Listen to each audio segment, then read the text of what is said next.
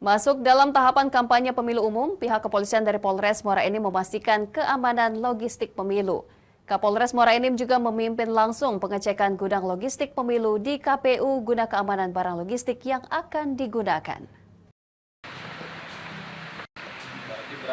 Saat ini tahapan pemilu sudah masuk masa kampanye.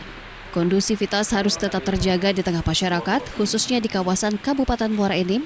Selain menjaga Kamtipnas, pihak kepolisian juga harus memastikan keamanan logistik pemilu. Logistik pemilu yang ditampung di gudang milik KPU harus dipastikan aman hingga saat digunakan pada pemilihan umum mendatang.